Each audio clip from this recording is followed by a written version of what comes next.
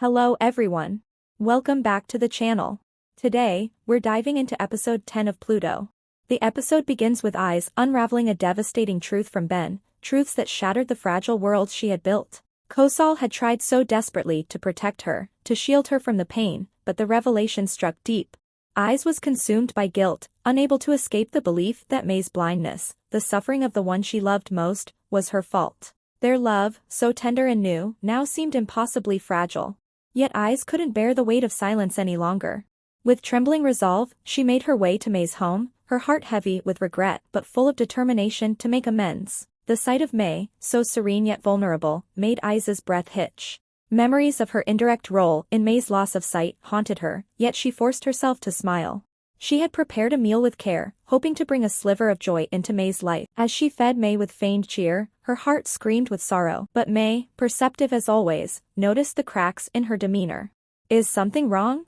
May asked softly, her voice laced with quiet concern. Eyes shook her head, brushing it off with a weak laugh. "I just want to see you happy," she whispered, though her voice trembled. Gathering her courage, she took May's hands in hers, her grip firm yet tender. "I'll bring happiness back into your life, May. I'll earn your love and trust again, I promise." May, moved by Eyes' raw sincerity, gave a small, reassuring smile. "If you want me to trust you, I will," she said gently. Later that night, May surprised Eyes with a gift, a pair of shoes adorned with shimmering star motifs inspired by the solar system. Pluto, their shared symbol of love and dreams, glimmered beautifully on the design. The matching pairs were a quiet testament to the connection they had fought to keep alive. As they sat side by side, wearing the shoes, laughter began to fill the room, light, pure, and healing. Eyes captured the moment on her phone, as if trying to freeze time and hold on to the fleeting happiness. The night grew softer with playful teasing and laughter, but as silence settled between them, the weight of Eyes' guilt crept back in. When May drifted into peaceful sleep, Eyes pressed a tender kiss to her forehead, her tears falling freely. Her love for May was endless, but so was her anguish. Unable to bear the pain any longer, she slipped out before dawn, leaving May to wake up alone. The next morning, May awoke to an emptiness that gripped her heart. Eyes was gone, and unease settled like a shadow over her. Before she could process her feelings, the door swung open. Entered, her face radiant with a teasing smile. "Did you miss me, May?" she asked, pulling her into an embrace. May froze, her body stiffening as confusion and memories surged. The warmth of Om's arms was familiar, yet something felt deeply wrong. Her heart wavered, it belonged to someone else now. Om's smile faltered as she noticed the distance in May's gaze. "What is it? Why are you acting like this?" "You don't know?" May replied softly, her tone laced with surprise. Om blinked, her smile faltering. "I don't know anything. Has Eyes told you what happened to me?" "No," May answered flatly. Relief washed over Om's face as she hugged May again. "There was an accident," she explained gently. "I asked Eyes to take care of you while I recovered. I was afraid you'd be lonely. I'm sorry for disappearing, but I'm back now." May didn't return the embrace. Her voice remained calm but distant. "It seems like you've forgotten a lot of things, even the last day we met." Om looked at her, puzzled. "The last day? What was it like?" "I was blind," May said bluntly. "You don't seem to know that I've been blind for a while now." Om's expression faltered, her brow furrowing. "It's probably a side effect of the accident," she mumbled. "The doctor said my memories would come back slowly.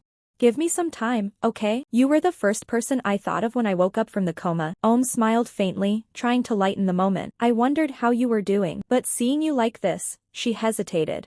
"I pity you. Who could have done this to you?" May didn't respond. Her face remained unreadable, but her silence carried a heavy weight. Later, when Om learned about May's appointment with Dr. Tun, she insisted on accompanying her. Along the way, Om stayed close, tending to May with gentle care, her presence protective and attentive. Meanwhile, Eyes arrived at May's house, a beautiful single rose clutched in her trembling hands. Her heart brimmed with longing, hopeful to see May again, to make things right. But as she approached the house, she froze. Through the distance, she saw May walking with Om. Their closeness, the way Om hovered protectively, struck Eyes like a blow. The rose slipped from her grip, petals scattering on the ground as her hands fell limply to her sides. Her heart shattered into 1,000 pieces, tears welling in her eyes. She turned away, the pain unbearable, and silently walked off, leaving behind the bouquet and her unspoken words. She didn't know that May had already discovered the truth. At the hospital, Dr. Tun shared hopeful news. May's eyesight had improved significantly. "Soon," he said with a smile, "you'll see the person you love again." May's reply was calm, but uncertainty lingered in her heart. I've already seen someone, she whispered softly.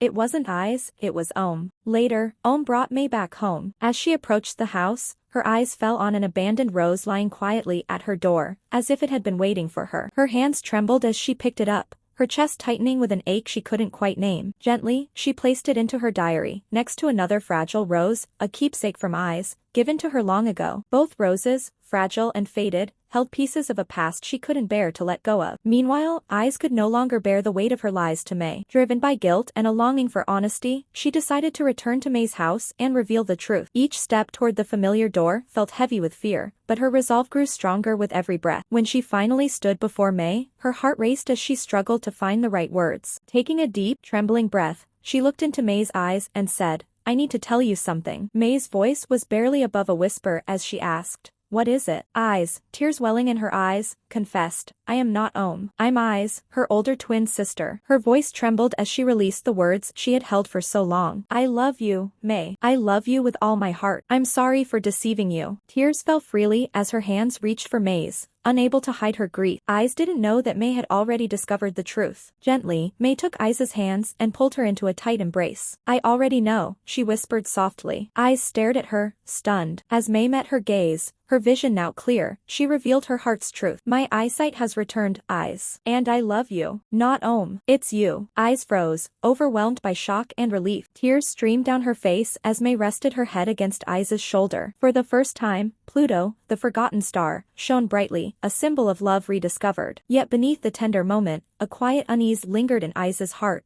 a reminder of love's fragility. Stay tuned for the next episode. If you enjoyed this video, don't forget to like and share to support the channel. Let us know your thoughts in the comments. What do you think will happen next? Don't forget to subscribe and hit the bell for updates. See you in the next video. Thank you and goodbye.